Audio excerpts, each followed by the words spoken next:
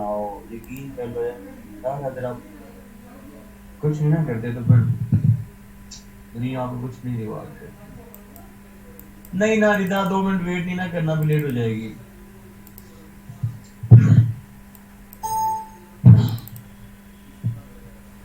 ہم کیوں چلے اس راہ پر جس راہ پر سب چلے, کیوں نہ چنے وہ راستہ جس پر نہیں کوئی گیا.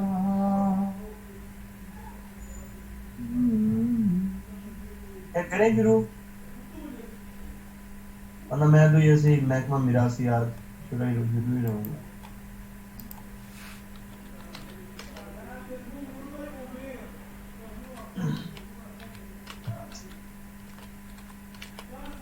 کتنا ویٹ کر دینا, چھٹی نہیں دینی نہ ختم کر.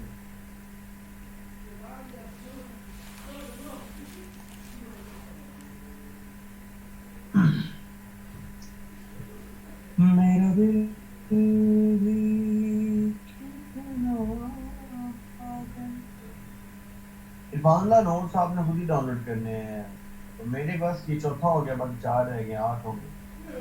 نوٹس جناب اللہ آپ لکھو گے نا نیٹ پہ نوا US ہسٹری نوٹس تو آپ کو مل جائیں گے ایزیلی اویلیبل. میرے 8 لیکچر ہوں گے, 4 ہو گئے ہیں, 4 باقی اور رہیں گے. اور جب ہمارا آخری لیکچر ہو رہا ہوگا نا, ظاہر شاہ نے کیا بولا ہے بیٹا, میں نے یہ دیکھو یار, یہ دیکھو یہ اصل میں US ہسٹری نا بڑا فیوریٹ سبجیکٹ تھا, تو بڑے دل سے پڑھی تھی. کون کون دل سے پڑھی تھی؟ یہ اکنامک ہٹ مین ہے, یہ کی ہے موجمدار کی ہے, یہ نووا کی ہے, یہ دو ٹائمز کی ہیں, نیچے ایک pocket history of the USA ہے, ایک اور بک ہے. میں نیٹ سے پڑھتا تھا, texters.com آپ کو بتائی تھی ساری چیزیں. Anyhow, coming back, starting with our lecture.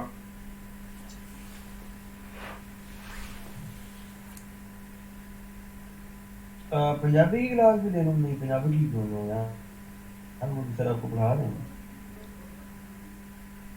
Who G thank you علی.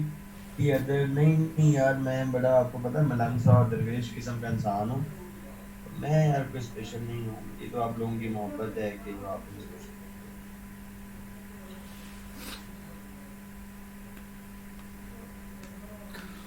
ہو.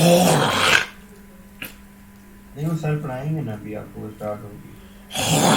اچھا جناب اللہ سی اپنا شروع کریے کام ہونا.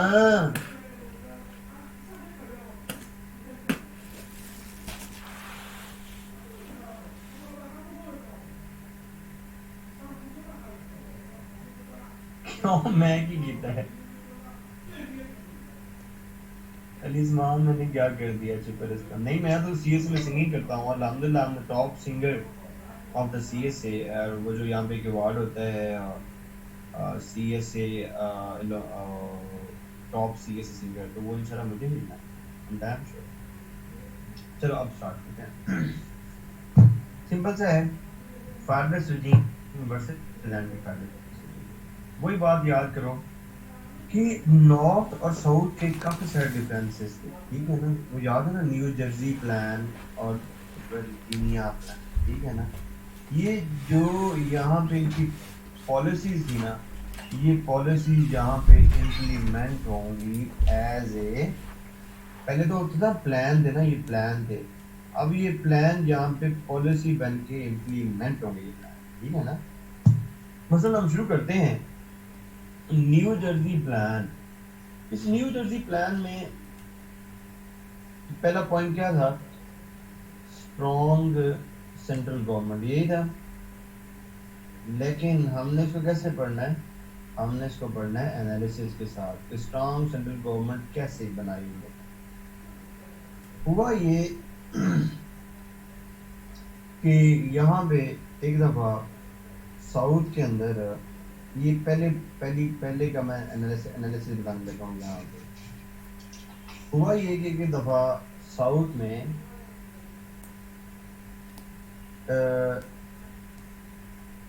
کارن کی پروڈکشن بڑی اچھی ہوئی, میز کی پروڈکشن اچھی ہوئی, ٹھیک ہے. جب میز کی پروڈکشن اچھی ہوئی تو نارتھ نے یہاں پہ ٹیکس لگا دیا, ٹھیک ہے, کارن کے اوپر. اب انہوں نے کارن کو ٹیکس دینا نہیں چاہتے تھے ساؤتھ والے, کیونکہ یہ تو کہتے تھے یہ تو غلط بات ہے کہ آپ کے ہماری ایک دفعہ ایگریکلچر اچھی آئی ہے تو آپ سے اتنا برداشت نہیں ہو رہا. انہوں نے کیا کیا کہ انہوں نے یہ جو کارن تھی اس کو کنورٹ کر لیا وسکی میں, ٹھیک ہو گیا. اب جب انہوں نے وسکی کنورٹ کیا انہوں نے وسکی اوپر بھی ٹیکس لگا دیا. اس سے ان کو بڑا غصہ ہے, میں کہا وہی کام جو ہمارے ساتھ برٹن کرتا تھا وہی کام تم ہمارے ساتھ کرنے لگتے ہو.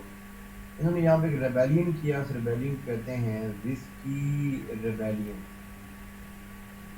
تو بیٹا اس وسکی ریبیلین جب ہوا تو اس وسکی ریبیلین کو کرش کرنے کے لیے یہاں پہ 15,000 کی آرمی ریکروٹ کی واشنگٹن نے, ٹھیک ہے. اور جب 15,000 کی آرمی ریکروٹ کی تو آرمی سے کون اسٹرانگ ہوتا ہے؟ سینٹر. تو سینٹر جو ہے وہ آٹومیٹکلی اسٹرانگ ہوتا ہے. تو پتری یہ فرسٹ پوائنٹ ہے اس کا کدھر گیا بھائی, یہ اسٹرانگ سینٹرل گورنمنٹ, اور جی میں نے پورا آپ کو اس کا انالیسس بتایا. Is it clear?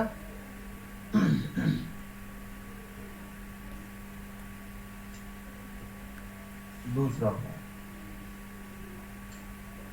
پوائنٹ تھا, اب یہ اس کو بھی سمجھو. اب دیکھو نارتھ میں کیا تھی انڈسٹری اور ساؤتھ میں کیا تھی.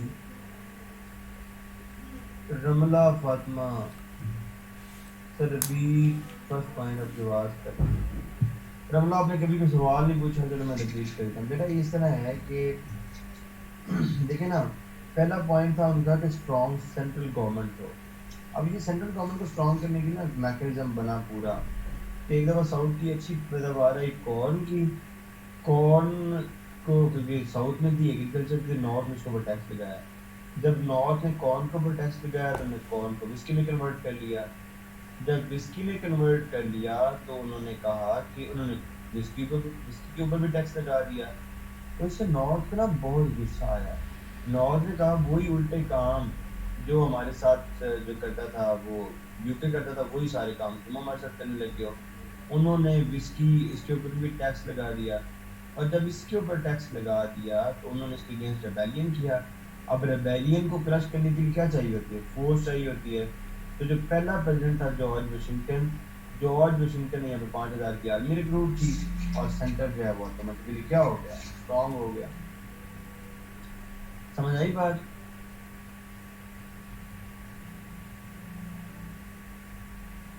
جملہ چلو ٹھیک ہے. دوسرا پوائنٹ 15,000 زینب 15,000. نارتھ میں کیا تھی؟ انڈسٹری, اور ساؤتھ میں کیا تھی؟ ایگریکلچر, ٹھیک ہے. یہ امریکہ بن گیا ہمارا, نارتھ میں انڈسٹری, ساؤتھ میں ایگریکلچر. اب جو فنش پروڈکٹ تھے, فنش پروڈکٹ اس ٹائم کہاں سے آتے تھے؟ ادھر سے یورپ سے آتے تھے. جب یورپ سے فنش پروڈکٹ آتے تھے تو نارتھ کی انڈسٹری چاہتی تھی کہ ہم اپنی انڈسٹری کو اسپانسر کریں اور اس کو زیادہ گرو کرا سکیں. اس کو گرو کرانے کے لیے یہاں پہ انہوں نے جو ادھر سے پروڈکٹ آتے تھے ان کے اوپر ہائی ڈیوٹی لگا, ڈیوٹی ہائی کر دی. جب ہائی ڈیوٹی کر دی تو یہ چیز یہاں پہ آ کے مہنگی ہی اتنی ہو جاتی تھی کہ ہم بک ہی نہیں سکتی تھی. تو بکتی کس کی تھی؟ یہاں پہ ان کی لوکل انڈسٹری, اور ان کی لوکل انڈسٹری گرو کرنے لگتی. مسئلہ یہ ہوتا تھا کہ یہاں پہ جو ایگریکلچرل امپلیمنٹس, جو زراعت کی چیزیں ہوتی تھیں, ایگریکلچرل امپلیمنٹ, کیونکہ انہوں نے ایگریکلچر کرنی تھی, مطلب ٹریکٹر وغیرہ, وہ ٹریکٹر وغیرہ تو ابھی یہ لوگ نہیں بناتے تھے, انڈسٹری والے ابھی نہیں بناتے تھے.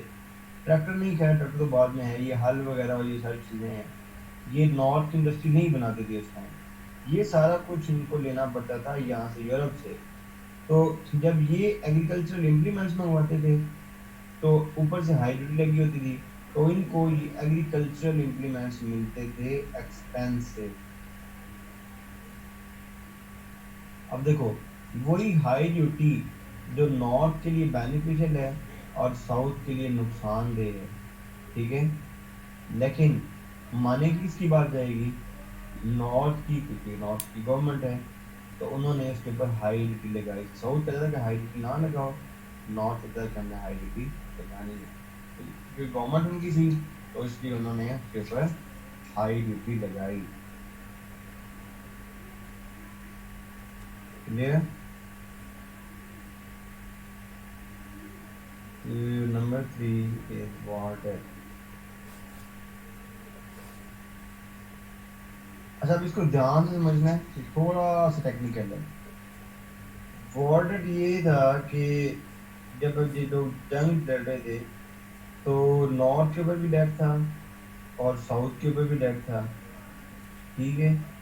جب جنگ ختم ہوئی تو 1781 میں تو ساؤتھ نے جتنا بھی ڈیٹ تھا وہ سارے کا سارا خود جو ہے وہ ہر اسٹیٹ نے اپنے اپنے بہاف پہ واپس کر دیا. ساؤتھ نے جتنا بھی ڈیٹ تھا وہ سارا خود ساؤتھ نے واپس کر دیا، نارتھ نے اس ٹائم واپس نہیں کیا. 1781 میں جب نیشنل گورنمنٹ بنی 1789 میں، ٹھیک ہے، تو نارتھ نے کہا کہ یہ جو وار ڈیٹ تھا یہ نیشنل گورنمنٹ دے گی. تو تھوڑا سا بریک سے نکتا ہے، آپ نے اس کو سمجھنا ہے. اب دیکھو ساؤتھ کہتا تھا کہ ہم نے ڈیٹ دیا ہے خود واپس اور نارتھ بھی خود واپس دے، ٹھیک ہے. نارتھ کہتا تھا کہ نیشنل گورنمنٹ واپس کرے. اب دیکھیں نا جو نیشنل گورنمنٹ کے پاس پیسے ہیں وہ کہاں سے آنے تھے؟ وہ ساؤتھ سے بھی آنے تھے اور وہ نارتھ سے بھی آنے تھے. تو ساؤتھ کہتا تھا کہ ہم نے جیسے خود واپس کیا یہ بھی خود واپس کریں. ساؤتھ کہتا تھا کہ یہ نارتھ والے ہمارے پھپھو کے بیٹے ہیں کہ ہم ان کے بہاف پہ یہ ڈیٹ واپس کریں. ساؤتھ کہتا تھا ہم نارتھ کے بہاف پہ پیسے واپس کیوں کریں. سمجھ آئی بات؟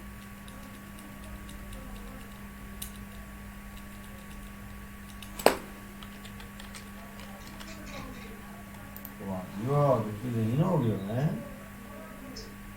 تو third point is war debt. War debt تقریباً اس ٹائم کا $54 ملین کا تھا، ٹھیک ہے جی. اس ٹائم جو اور ایک میجر ایشو تھا وہ تھا اس کا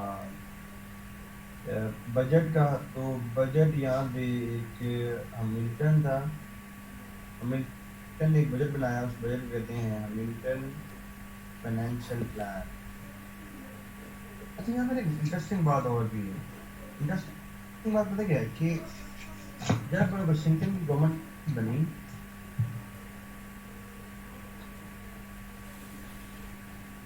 نہیں چوتھا ہے، چوتھا تھرڈ پوائنٹ تو وہ ڈیٹ والا ہے. جب واشنگٹن کی گورنمنٹ بنی تھی گورنمنٹ دو لوگ تھے، ایک تھا ہملٹن اور ایک تھا یہ ایک ملٹن تھا اور دوسرا تھا جیفرسن. جو ہملٹن تھا ملٹن یہاں پہ تھا فائنانس سیکریٹری،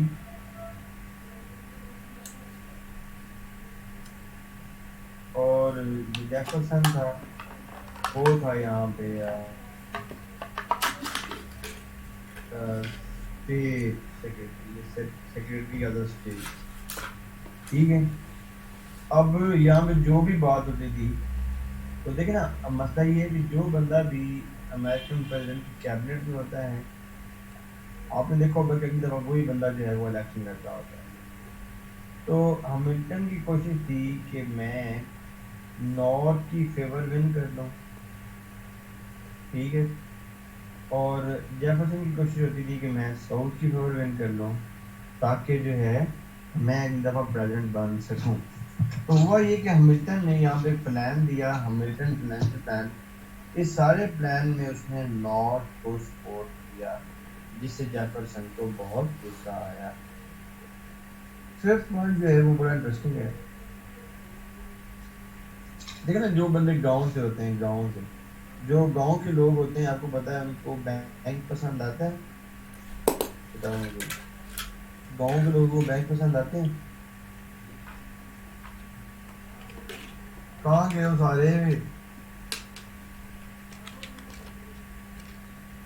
عجیب ہی ڈراؤنی سی فیلنگ ہوتی ہے مجھے، پتہ نہیں جو ہے یہ لوگ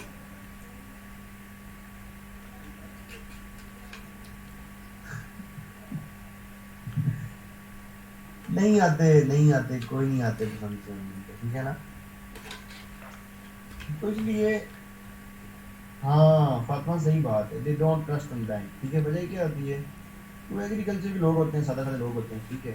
اور اب مجھے یہ بتاؤ کہ جو شہری بابو ہوتے ہیں، انڈسٹریلسٹ، ان کا بینکنگ کے بغیر گزارا ہوتا ہے؟ نہیں ہوتا، ٹھیک ہے نا؟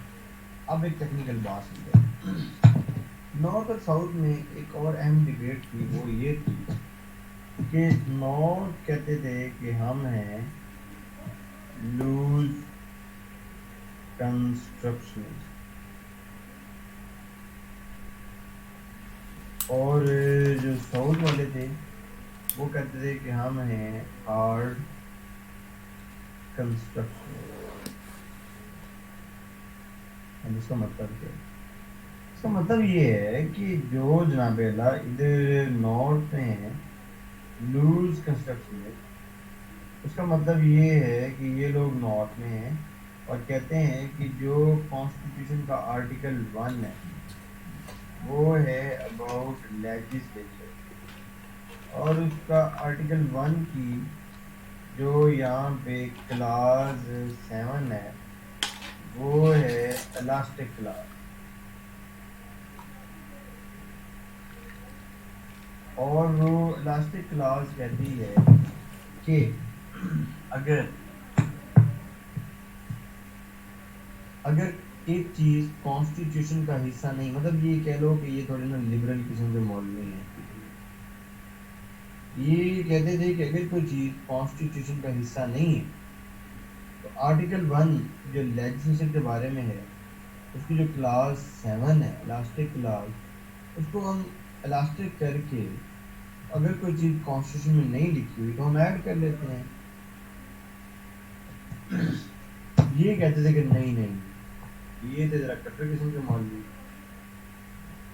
یہ میرے فیورٹ پرسنالٹی خادم حسین رضوی جیسے تھے۔ یہ کہتے تھے کہ جو چیز کانسٹیٹیوشن میں نہیں ہے، نہیں لکھی ہوئی، ہم نے وہ چیز ایڈ نہیں۔ اب یہ ڈیبیٹ رائز ہی کیوں ہوئی؟ یہ ہارڈ کنسٹرکشنسٹ اور لوز کنسٹرکشنسٹ کی ڈیبیٹ رائز ہی کیوں ہوئی؟ اس کے رائزنگ کی وجہ تھی کہ نارتھ چاہتا تھا کہ ہم نے ایک بینک بنانا ہے جو سینٹرل بینک، اور ساؤتھ کہتا تھا کہ ہم نے جو ہے وہ بینک نہیں بنانے دینا سینٹرل۔ اس میں جو سب سے بڑی وجہ نا وہ یہ ہے کہ ساؤتھ ڈرتا تھا، ساؤتھ کہتا تھا کہ اگر کوئی سینٹرل بینک بن گیا تو سارے کے سارے ریسورسز کس کے پاس چلے جائیں گے؟ نارتھ کے پاس چلے جائیں گے، اور ہمیں ہمارے ریسورسز کا ڈیو شیئر نہیں ملے گا۔ تو ہوا کیا؟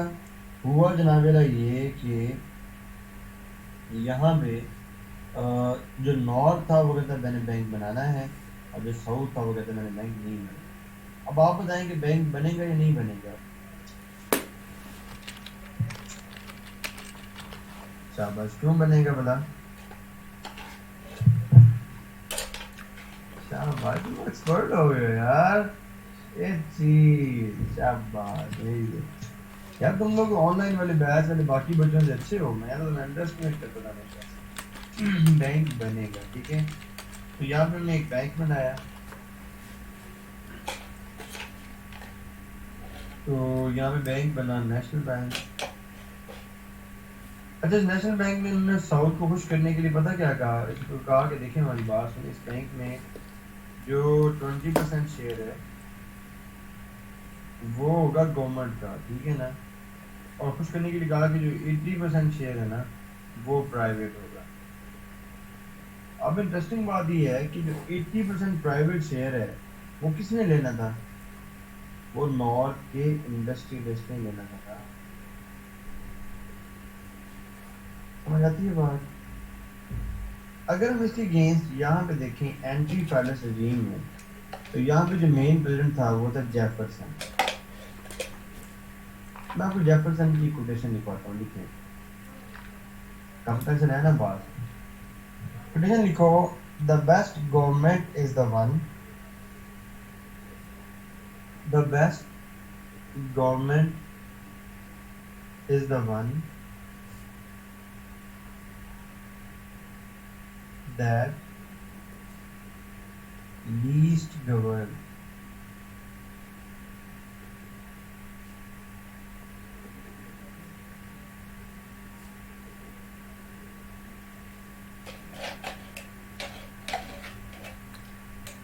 اصل میں بات میں ایک اور کوٹیشن لکھیں. یہ کیا کوٹیشن نہیں لکھ لیا آپ نے؟ چلو ایک اور کوٹیشن لکھیں. جب جیفرسن کی گورنمنٹ آئی تو یہ میں خود ہی لکھ دیتا ہوں یار. جب جیفرسن کی گورنمنٹ آئی تو جیفرسن کہتا تھا کہ مائی، اصل میں رائٹنگ ہے بہت پیاری تو آپ نے پریس کرنا ہوگا. تو وہ کہتا تھا کہ مائی presidency is the second revolution. بہت بار لکھوا لیتا ہوں، یہ لکھ دو: my presidency is the second revolution of America. میں اس کو سمجھاتا ہوں. اب ایک بات سمجھیں. بات یہ ہے کہ ریولیوشن بات سمجھیں، یہ بات میں لکھیں گے. ریولیوشن کا that leads to one. شاپا یہ سارے لکھ لو، general لکھوائیے. The best government is the one that leads to one. یہ لکھ لو اور یہ لکھ لو کہ my presidency is the second revolution of America. اب پہلے بالکل سمجھاتا اس طرح ہوں کہ ریولیوشن کا بنیادی مقصد کیا ہوتا ہے. ریولیوشن کا بنیادی مقصد یہ ہوتا ہے کہ وہ ریسورسز یا وہ ساری چیزیں جو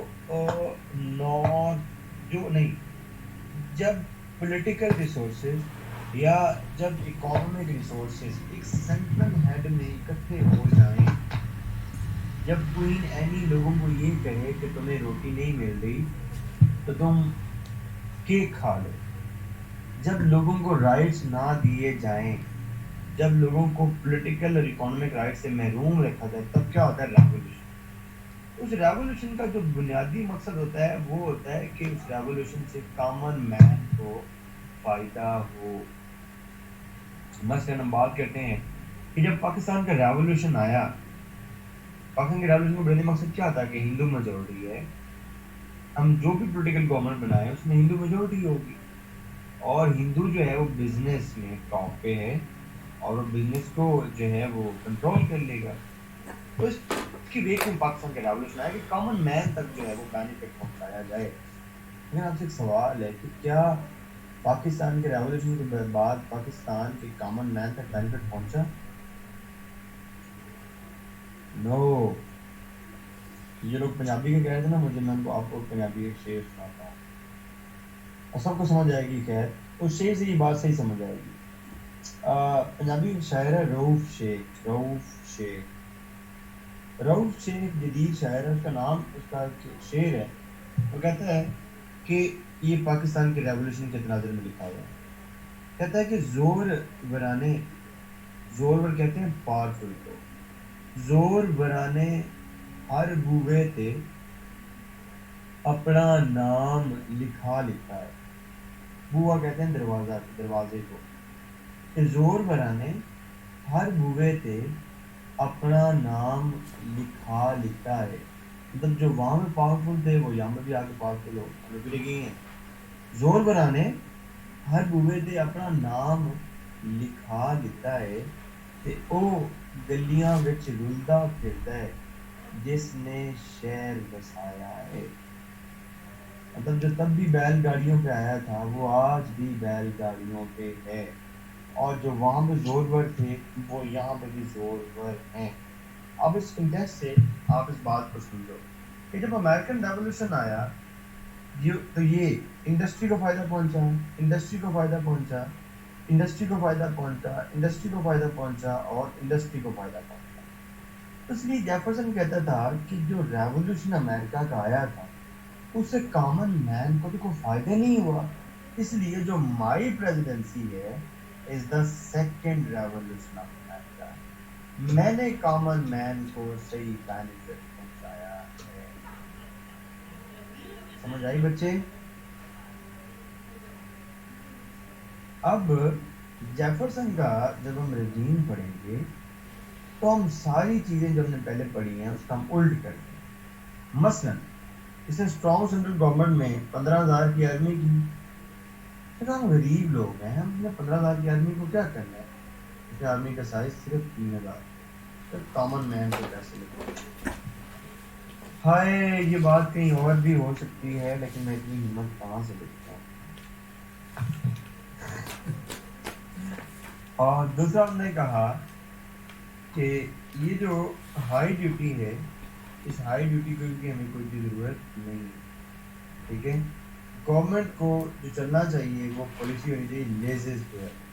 اور یہاں پہ یہ کوٹیشن لکھنا کہ the best government is the one that least govern. کہ گورنمنٹ کا کوئی رول ہی نہیں ہونا چاہیے ڈٹرمن کرنے میں کہ جو ہے کیا سین ہے یا کیا. اس کے بعد یہاں پہ یہ جو ہملٹن کی جگہ پہ اس نے اپنا بندہ لگایا اس کا نام تھا ایلبرٹ گیلٹن. ایلبرٹ گیلٹن نے ایک پلان دیا، اس کو کہتے ہیں گیلٹن فائنینشیل پلان. یہ جو سارے کا سارا پلان تھا یہ کامن مین کی اپ لفٹ کے لیے پلان. اس کے بعد جو نیشنل بینک تھا اس نے کہا نیشنل بینک کی کوئی ضرورت نہیں، ہر اسٹیٹ اپنا اپنا بینک بنائے اور اپنے پیسے اپنے حساب سے ریگولیٹ کرے. ٹھیک ہے، اینی ہاؤ کمنگ بیک تو آپ دیکھیں کہ پہلا ڈفرینس کہاں پہ آیا between new Jersey plan and Virginia plan. اور اب یہ جو ڈفرینس آ گیا ہے بٹوین فیڈرل رجیم اور اینٹی فیڈرل رجیم، بتانے کا مقصد یہ ہے کہ نارتھ اور ساؤتھ نے کبھی بھی ایک دوسرے کو اون ہی نہیں کیا. ٹھیک ہے، یہ پراپر ان کی کثرت چلتی رہی. ٹھیک ہے، ایک دو کوشچن لکھ لو، پہلے سن لو کوشچن بے شک بعد میں لکھتے رہنا. ایک کوشچن آئے گا آپ کو کہ describe the merits and D merits of the youth presidential system. تو جہاں جہاں پہ آپ کو میرٹس لکھتے ہیں وہاں پہ آپ میرٹ لکھ لیں، جہاں پہ ڈی میرٹس لکھتے ہیں وہاں ڈی میرٹ. یا آپ کو آئے گا کہ write the differences between federal regime and anti federal regime. تو وہی نیو جرسی پلان اور ورجینیا پلان میں جو پلانز تھے ان کو یہاں پہ رجیمز میں پریکٹیکلی امپلیمنٹ کیا گیا. That was all about کہ جو آپ کو آج بتانا تھا. اب انٹرسٹنگ بات یہ ہے پریزیڈنشیل الیکشن سسٹم جو پہلے پڑھایا ہے کنفیوژن والا.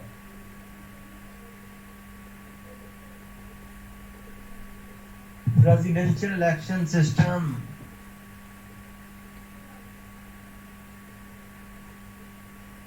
Merits and demerits of presidential election system. Write the differences between Federalist regime and anti-Federalist regime.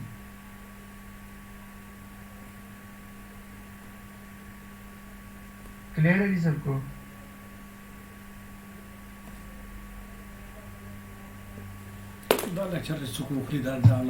اب دیکھیں میں اب یہ ہے کہ جب یہ لوگ فیڈرلسٹ رجیم اور اینٹی فیڈرلسٹ رجیم جب دونوں رجیم چلے، اب دیکھا کہ ڈومیسٹک پوائنٹ پہ یہ لوگ کتنے اگینسٹ ایک دوسرے کے خلاف، لیکن at foreign front they were the same people.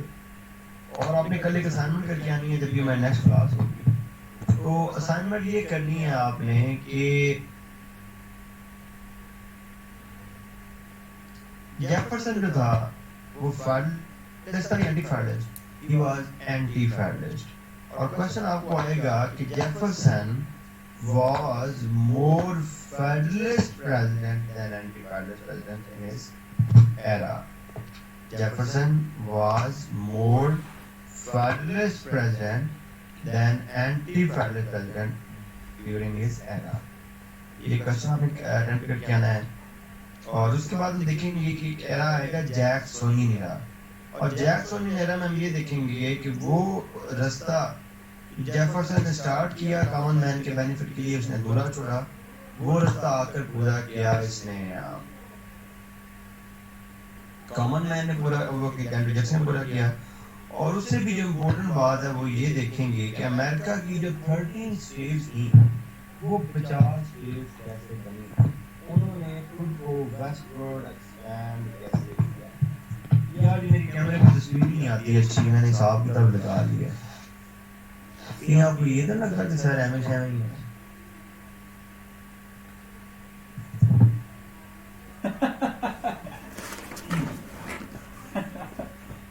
اچھا جی اینی ہاؤ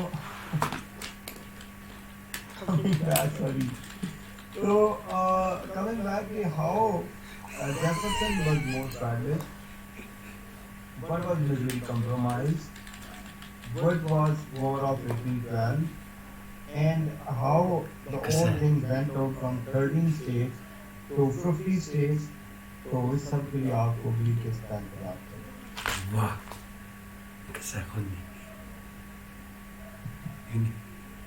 بس ظاہر سی تو کوشچن ہے کہ جیفر اینٹی کارلیس تھا، لیکن اپنے ڈیلیور میں he was more کارلیس then anti کارلیس. اب بس 2 منٹ کی میں ذرا اپنی زبان کھولنے لگا ہوں تو لوگوں سے بس اوپینین پوچھتے ہیں تو اس کے بعد Kacawat su pa sa